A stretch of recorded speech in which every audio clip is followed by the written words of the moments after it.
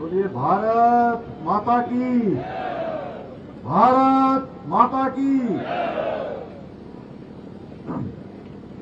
भगवान परशुराम की, भगवान वाल्मीकि की, महाराणा प्रताप अमर रहे। जय दादा खेड़ा की। आप सबको राम राम जी। मंच पर आसीन सभी दो विधानसभा के इस मुआना क्षेत्र में अभी हम लोग जिनको सुन रहे थे, हमारे इस क्षेत्र के प्रत्याशी और बहुत स्पष्ट बात करने वाले। मैं पूरे देश में भारतीय जनता पार्टी का एक सामान्य कार्यकर्ता होने के नाते पूरे देश में चुनाव प्रचार में अनेक प्रत्याशियों के चुनाव प्रचार में शामिल हुआ हूं, अनेक चुनाव रैलियों में भी गया हूं।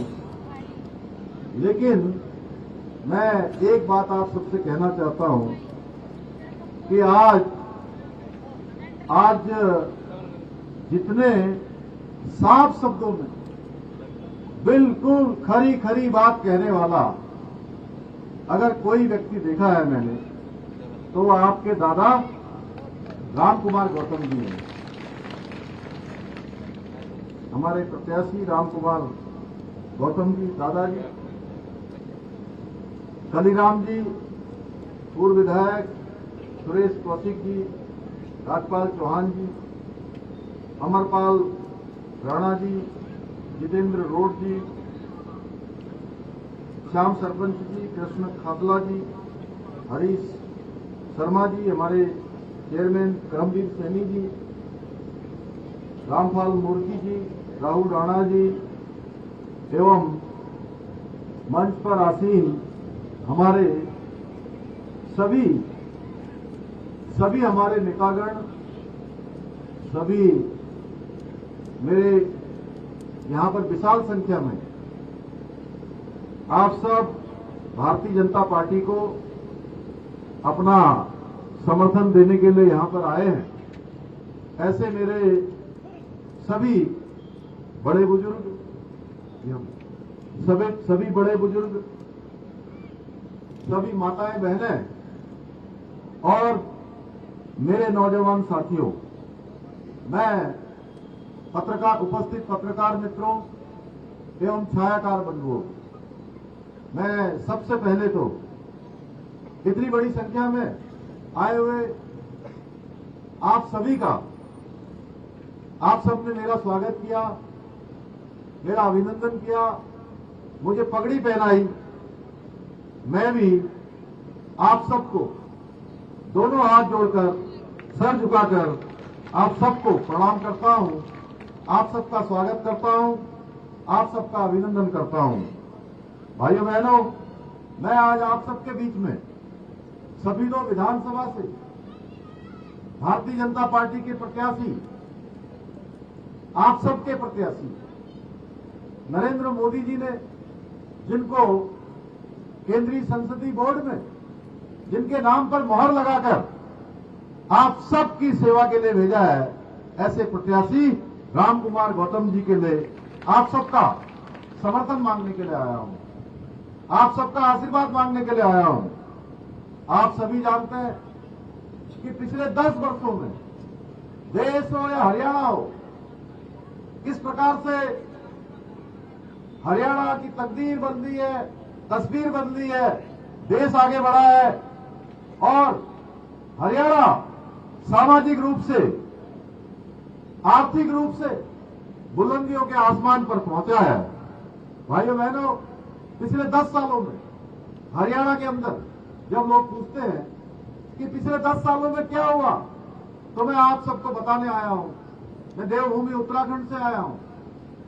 पिछले 10 सालों में हरियाणा में सड़क, रेल, हवाई अड्डे से लेकर शिक्षा के क्षेत्र में, स्वास्थ्य के क्षेत्र में, पेयजल के क्षेत्र में, हर क्षेत्र में बहुत मजबूती से काम हुआ है, ईमानदारी से काम हुआ है। पूरे प्रदेश की अगर बात करूं मैं हरियाणा की, तो 40 नए राष्ट्रीय राजमार्ग बनाए गए हैं, नए नेशनल हाईवे बनाए गए हैं और गांव-गांव तक सड़कों का जाल बिछाया गया है। इसके साथ ही हरियाणा के प्रथम हवाई अड्डे का निर्माण का अभूतपूर्व कार्य भी पिछले 10 सालों में हरियाणा के अंदर प्रधानमंत्री मोदी जी के मार्गदर्शन में चलने वाली डबल इंजन की भाजपा सरकार ने किया है भाइयों बहनों। अगर मैं यही सफीदो विधानसभा की बात करूं तो सफीदो विधानसभा में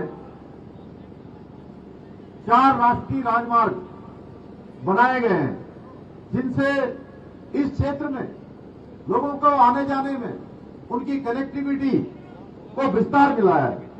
और पिछले 10 सालों की मैं बात करूं तो 1 करोड़ 19 लाख लोगों को आयुष्मान चिरायु कार्ड बनाने के साथ साथ पहले यहां 7 मेडिकल कॉलेज होते थे। इन 10 सालों में 9 नए मेडिकल कॉलेज बनाए गए हैं, जिनमें से एक मेडिकल कॉलेज की सौगात आपके यहां जिंद में मिली है। इतने निकट में ही आपके इतने पास में मेडिकल कॉलेज खुलेगा तो आप स्वयं अंदाजा लगाइए, तमाम प्रकार की सुविधाएं हमारे बड़े बुजुर्गों को मिलेगी, हमारी माताओं बहनों को मिलेगी। जरूरतमंद लोगों को जो दूर जाना पड़ता था वो सुविधा अब आपके घर के पास मिलेगी। अब आपको दूर दूर कहीं भटकना नहीं पड़ेगा। भाइयों बहनों, एक समय था हरियाणा में पानी की किल्लत हुआ करती थी। इस पानी की किल्लत को दूर करने का काम भी भाजपा की डबल इंजन की सरकार ने किया है और 100% घरों तक शुद्ध जल पहुंचाने का काम भारतीय जनता पार्टी की इसी सरकार ने किया है, जो नायब सिंह सैनी जी के नेतृत्व में चल रही है। यही नहीं, हमारी सरकार द्वारा पिछले 10 सालों में 24 लाख गरीब परिवारों को मुफ्त गैस के कनेक्शन देने के साथ साथ 50 लाख परिवारों को मात्र 500 रुपए में गैस का सिलेंडर उपलब्ध कराया गया है। वहीं दूसरी ओर भाजपा की हमारी सरकार ने प्रदेश के लगभग 1.5 लाख युवाओं को सरकारी नौकरी देने के साथ ही 5.5 लाख स्कूल जाने वाले विद्यार्थियों को निःशुल्क टैबलेट वितरित करने का काम हरियाणा के अंदर किया है। किसानों की बात करें तो किसानों का करोड़ों का कर्ज माफ करने के साथ ही फसलों के नुकसान पर 12,500 करोड़ रुपए मुआवजा और 24 फसलों पर एमएसपी देने की गारंटी अगर किसी ने सुनिश्चित की है, वह भी इसी भाजपा सरकार ने की है भाइयों। इसलिए मैं आप सबके बीच में आया हूं। इसके साथ साथ देश के अंदर जो मोदी जी के नेतृत्व में अभूतपूर्व काम हुए हैं, ऐतिहासिक काम हुए हैं, जो पहले देश की आजादी के बाद कभी नहीं हुए, चाहे वो जनधन योजना हो, प्रधानमंत्री आवास योजना हो, गरीब कल्याण योजना हो, अन्न योजना हो, किसान सम्मान निधि से हर एक किसान भाई को सम्मान देने का काम हुआ है। सुकन्या समृद्धि योजना जैसी अनेक योजनाएं हमारी माताएं बहनें बैठी हैं सामने। लखपति दीदी योजना, शौचालय बना, घर घर शौचालय बनाने के लिए स्वच्छ भारत अभियान चलाया हो, बेटी बचाओ बेटी पढ़ाओ अभियान चलाया हो। एक समय था कि पूरे हरियाणा की, जब मैं भी छोटा था, मैं भी पढ़ता था, सुनता था, पूरे हरियाणा की ऐसी छवि बन गई थी कि भ्रूण हत्या होती है, बेटियों का विरोध करने वाले राज्य के रूप में हरियाणा की एक पहचान बन गई थी भाइयों बहनों। लेकिन पिछले 10 सालों में इस पहचान से बाहर निकालने का काम, इस छवि को बदलने का काम हमारे मोदी जी के नेतृत्व में चलने वाली भाजपा की डबल इंजन की सरकार ने किया है भाइयों बहनों। आज हरियाणा की पहचान बेटियों को आगे लाने के रूप में हो रही है और आज जो रेशियो है 900 के आसपास पहुंच गया है। एक समय रेशियो कहां पहुंच गया था आप सबको पता है भाइयों बहनों।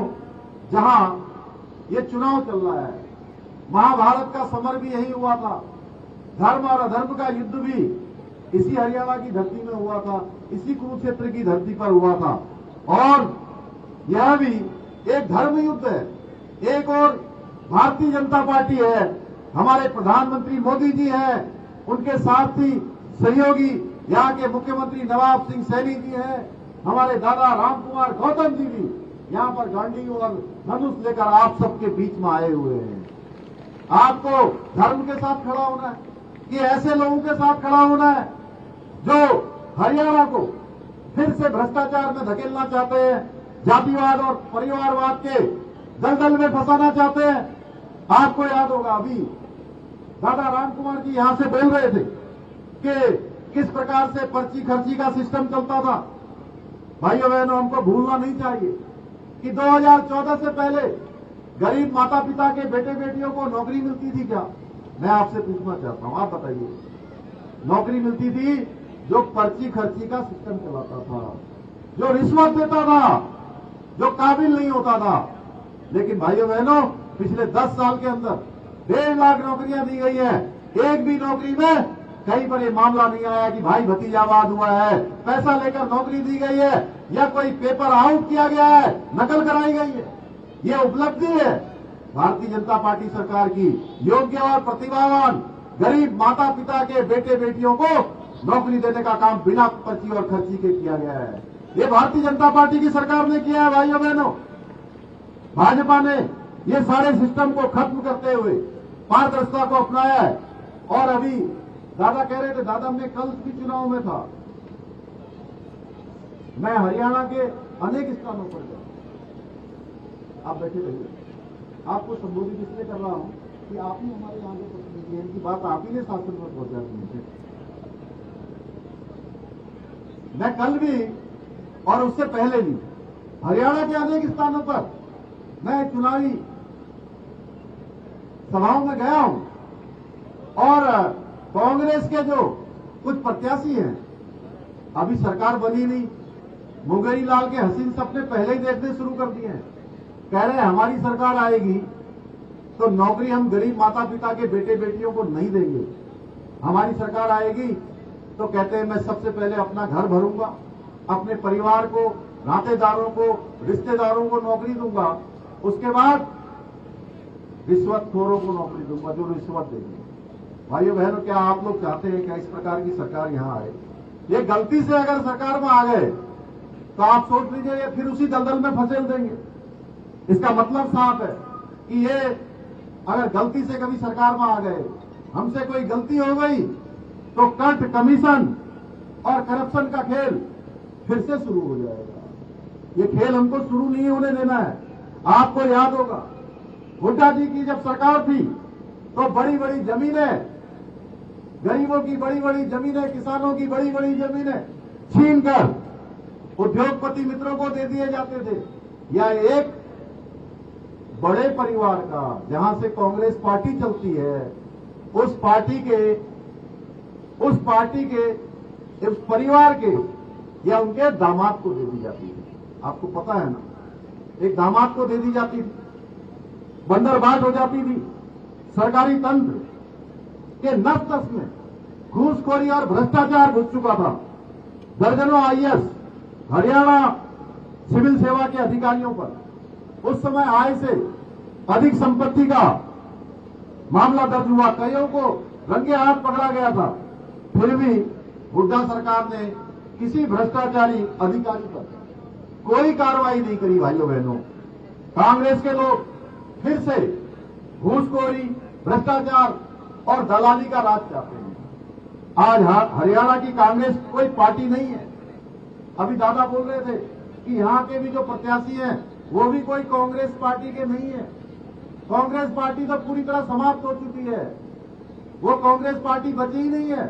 अब तो एक परिवार की जायदाद हो चुकी है ये पार्टी वाले, हरियाणा के एक परिवार की जायदाद हो चुकी है। इनके दरबार में सलामी जो नहीं करता है उसको ये तरह तरह से प्रताड़ित करने लगते हैं। अभी हाल में ही अभी दादा बोल रहे थे रामकुमार गौतम जी कि किस प्रकार से एक दलित परिवार की, एक दलित की बेटी जो सांसद है इन्हीं की पार्टी, वो चुनाव लड़ना चाहती थी उसको चुनाव लड़ने का भी इन्होंने मौका नहीं दिया, क्योंकि पूरी पार्टी इन्होंने अपनी जेब में रख ली है भाइयों बहनों। किस प्रकार से जब उन्होंने चुनाव की बात करी और चुनाव के बाद उनको अच्छा नहीं लगा तो कितनी टिप्पणियां उनके ऊपर करवाई हैं। अरे भाई, राजनीति अपनी जगह पर है, क्या मर्यादाएं गिर जानी चाहिए? महिलाओं का सम्मान नहीं होना चाहिए? एक दलित की बेटी को इस प्रकार से अपमानित किया जाना चाहिए? ये प्रश्न है हम सबके सामने भाइयों बहनों। इससे पता चलता है कि ये कांग्रेस पार्टी परिवारवादी होने के साथ साथ ही महिला और दलित विरोधी भी है। भाइयों बहनों, मैं आप सभी को कांग्रेस की एक और घटिया राजनीति के बारे में बताना चाहता हूं कि अभी जम्मू और कश्मीर का चुनाव हो रहा है और जम्मू और कश्मीर के अंदर ये कांग्रेस के लोग धारा 370, जिसको प्रधानमंत्री मोदी जी ने एक संकल्प जो देश की आजादी के बाद था कि कश्मीर के अंदर धारा 370 समाप्त होनी चाहिए, कश्मीर भारत का अभिन्न अंग होना चाहिए। भाइयों बहनों, अब ये कहते हैं कि अगर हमारी सरकार आएगी तो हम कश्मीर के अंदर धारा 370 को फिर से लागू करेंगे। भाइयों बहनों, ये आखिर कैसी विडंबना है? मैं जहां देवभूमि उत्तराखंड से आप सबके बीच में आया हूं, देवभूमि उत्तराखंड और हरियाणा दोनों के बीच में एक समानता है। एक समानता है कि जहां देवभूमि उत्तराखंड के वीर सैनिक इस देश की सीमाओं की रक्षा के लिए कश्मीर के अंदर हजारों का बलिदान देवभूमि उत्तराखंड का भी हुआ है, और उसी प्रकार से हरियाणा के लोग भी, हरियाणा के नौजवान भी, हरियाणा के रणबांकुरे भी देश की सीमाओं की रक्षा के लिए अपना बलिदान देने के लिए हमेशा तैयार रहते हैं, देश की सीमाओं पर हमेशा तत्पर रहते हैं। भाइयों बहनों, ये समानता है। आखिर ये धारा 370 समाप्त करेंगे, उस धारा 370 को समाप्त करेंगे जिसके कारण से एक देश के अंदर दो प्रकार के विधान चलेंगे, दो प्रकार के निशान चलेंगे, दो प्रकार के प्रधान होंगे। एक देश के अंदर अलग अलग व्यवस्था होगी और आतंकवादियों का, अलगाववादियों का, जिहादियों का, पत्थर मारने वालों का, पत्थरबाजों का वहां पर कोई कुछ बिगाड़ने वाला नहीं रहेगा। क्या इस प्रकार का हम शासन चाहते हैं वहां? क्या जहां हमारे परिवार के लोग, हमारे घर के, हमारे गांव के, हमारे बेटे, किसी के घर के लोग वहां पर अपनी सेवाएं दे रहे हैं, उनके ऊपर फिर से वही काम होगा?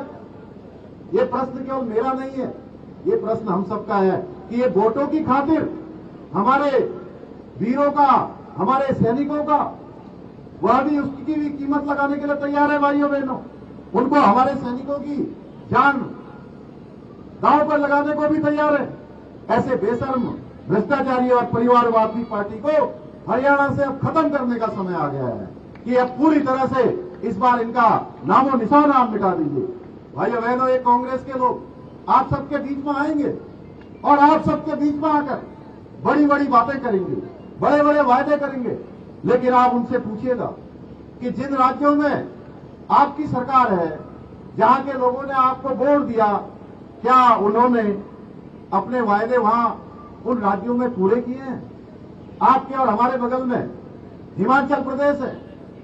आज हिमाचल प्रदेश में नई नौकरियां तो छोड़िए, बड़े बड़े वायदे करके सरकार में आए, अब जो पुराने लोग नौकरियों में लगे हुए हैं उनको तनख्वाह देने के लिए भी उनके पास पैसा नहीं बचा है। भाइयों बहनों, उनकी स्थिति इतनी खराब हो चुकी है। अगर हरियाणा में ये आ गए तो यहां का भी सरकारी खजाना खाली कर देंगे, हरियाणा के लोगों को कर्ज के दलदल में डुबो देंगे। भाइयों बहनों, आज कांग्रेस के लोग हरियाणा में एमएसपी लागू करने का खोखला वादा कर रहे हैं, जबकि हरियाणा की भाजपा सरकार ने पहले ही प्रदेश में 24 फसलों पर एमएसपी लागू करने का संकल्प ले लिया है। इसलिए कांग्रेसियों के, मैं आप सबसे कहने आया हूं, इसलिए कांग्रेसियों के किसी बहकावे में नहीं आना है और भाजपा के कमल को ही अपना वोट देना है। इसके साथ ही मैं आपसे अपील करना चाहूंगा कि एक और पार्टी यहां आई है, महाभ्रष्ट आम आदमी पार्टी और जेजेपी के वोट कटवा प्रत्याशी, इनसे भी आपको सावधान रहने की जरूरत है। जैसे दादा बोल रहे थे, बहुत लोग आएंगे आपके बीच में, आ रहे होंगे, उन्होंने अकूत धन दौलत गैर कानूनी कामों से कमाई है, गलत तरीके से कमाई है। दादा के पास तो अपने जीवन भर की ईमानदारी है। भाइयों बहनों, आपके पास भी वो आए, आस पास आए। मैं जानता हूं आप सब लोग, जितने लोग यहां आए हैं, आप सारे के सारे लोग दादा को अपना वोट अवश्य देंगे। दादा, मैं कह रहा हूं, इनकी गारंटी मैं ले रहा हूं आपसे। मुझे पूरा भरोसा है कि इनके मन में टीस है कि आपका जैसा ईमानदार व्यक्ति, आपका जैसा सीधा सरल और सपाट बोलने वाला व्यक्ति यहाँ का प्रतिनिधि बनना चाहिए, यहाँ का विधायक बनना चाहिए। इसलिए आपको वोट देंगे। लेकिन ये आज से मैं देवभूमि से आया हूँ, आप ये समझ लीजिए कि देवभूमि से आपके बीच में पहुंचा हूं, और वहां तो हर स्थान पर एक न एक देव स्थान है, जिधर जाइए उधर देवता है। तो मैं आपसे इतना ही कहूंगा कि ये आज से आपके प्रचारक बनकर काम करेंगे। आज से केवल एक वोटर बन के नहीं, ये आपको 5 तारीख तक, जब तक 5 बजे तक जिता नहीं देंगे, तब तक ये चैन से नहीं बैठेंगे। और मैं जिनके बारे में आपसे कह रहा था, जो वोट काटने के लिए आपके बीच में आए हैं, इनको वोट देने का मतलब है अपने वोट को खराब करना। इसीलिए किसी के बहकावे मत आइए, सिर्फ कमल के फूल को चुनिए। हरियाणा में फिर से भाजपा की सरकार आएगी तो प्रदेश के अंदर हमारे घर के बेटे बेटियों को, 2 लाख युवाओं को सरकारी नौकरी मिलेगी। सेना में अपनी सेवा देकर, अभी अग्निवीर को लेकर भी हमारे समाज के बीच में तमाम प्रकार से गलत बातें, मनगढ़ंत बातें, झूठी बातें, जिनका दूर दूर तक सत्य से कोई वास्ता नहीं है, ऐसी बातें करके ये लोग बरगलाने का काम करते हैं। आपने देखा होगा पिछले चुनाव में इन्होंने पूरे देश भर में घूम घूम कर कह दिया, ओबीसी, एससी और एसटी के लोगों के बीच में जाकर, कि मोदी जी दोबारा प्रधानमंत्री बनेंगे, भाजपा की सरकार आएगी तो ये आरक्षण खत्म कर देंगे। भाइयों बहनों, मोदी जी, उनकी एक कार्यशैली है, इतना लंबा उनका शुचिता का जीवन है, ईमानदारी से उन्होंने काम किया है। वो अगर एक पल भी जीते हैं, एक पल भी कोई फैसला लेते हैं, तो फैसला अपने लिए नहीं लेते भाइयों बहनों, वो हिंदुस्तान के 140 करोड़ लोगों के लिए फैसला लेते हैं। उनकी संस्कृति में, उनकी कार्यशैली में इस प्रकार की बात दूर दूर तक कहीं नहीं है। लेकिन इन्होंने देश की जनता को बरगलाने का काम किया। आज सच्चाई सबके सामने आ गई है। इसी प्रकार से अग्निवीर को लेकर भी तमाम प्रकार से लोगों को बरगलाने का काम करते हैं। हमारे गृह मंत्री जी ने, हमारे रक्षा मंत्री जी ने, हमारे हरियाणा के युवा मुख्यमंत्री, गरीब परिवार से आए हुए नायब सिंह सैनी जी ने पहले ही कह दिया है, एक भी अग्निवीर जो अग्निवीर की सेवा देकर आएगा उसको घर में नहीं बैठने दिया जाएगा, उसको तत्काल पक्की नौकरी दी जाएगी। भाइयों बहनों, इसके साथ साथ प्रदेश में 10 नए औद्योगिक शहर बनाए जाएंगे, जिससे 5 लाख युवाओं को नौकरी मिलेगी। लाडो लक्ष्मी योजना, जिसके बारे में अभी दादा कह रहे थे, कि इस लाडो लक्ष्मी योजना के तहत प्रतिमाह हमारी बहनों को 2100 रुपए की सहायता दी जाएगी हर महीने की। राज्य के 5 लाख परिवारों को, गरीब परिवारों को आवास उपलब्ध कराए जाएंगे, घर दिए जाएंगे। गरीब ग्रामीण क्षेत्र में कॉलेजों में जाने वाली प्रत्येक बेटी को एक स्कूटी दी जाएगी। यह भी हमारे संकल्प पत्र में संकल्प दिया गया है।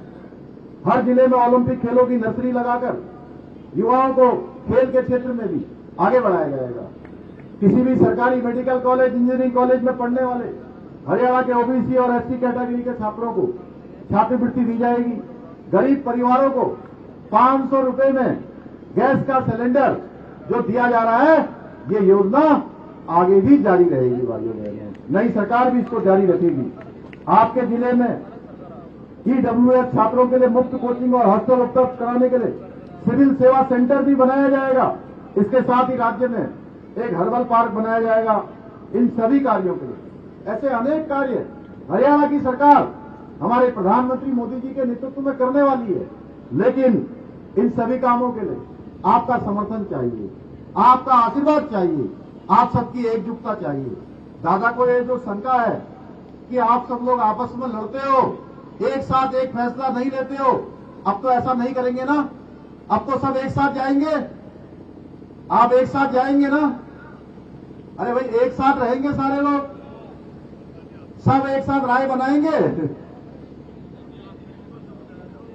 अमरपाल जी तो वही है, सब भाजपा को जिताएंगे यहां से। तो मुझे पूरा भरोसा है कि आप सब लोग दादा को यहां से जिताएंगे। हरियाणा को, हमारे शहीदों को, इस पूरे मुआवजा क्षेत्र को आगे बढ़ाने के लिए हमारे जो दादा हैं राम कुमार गौतम जी, इनका फेमस डायलॉग तो आप लोगों ने सुना ही होगा ना, सौदा कुछ नहीं, यही है ना, सौदा कुछ नहीं। बताओ सुना है कि नहीं सुना है? अरे तो इतनी कम आवाज क्यों आ रही है भाई आप लोगों की? जिन्होंने घास की रोटियां खाना स्वीकार किया लेकिन उन्होंने स्वाभिमान से समझौता नहीं किया, उनकी आवाज भी दिल्ली तक पहुंचनी चाहिए, मोटी दिल्ली तक पहुंचनी चाहिए कि आज सवितों की धरती से आप सबकी आवाज वहां तक पहुंची है कि आप लोग मान सम्मान और स्वाभिमान से कोई समझौता नहीं करेंगे। और दादा जो कि हमारे बहुत ही स्पष्ट है, बहुत स्पष्ट बोलते हैं, बहुत सुलझे हुए व्यक्तित्व के धनी हैं। आप सबको इनका साथ देना है, आप सब लोग इनको साथ देंगे ना?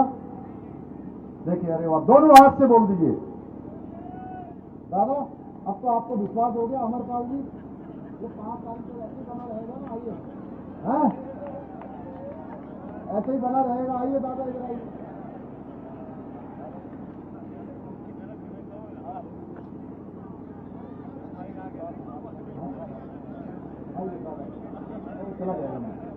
चलिए, बहुत बढ़िया। राम कुमार गौतम जी धाकड़ हैं, ईमानदार नेता हैं, इनका साथ दीजिए, ये आपका साथ कभी नहीं छोड़ेंगे। मैं इतना ही आप सबसे निवेदन करते हुए, आप सबका बहुत धन्यवाद करते हुए मैं अपनी बात समाप्त करता हूं। बहुत बहुत धन्यवाद।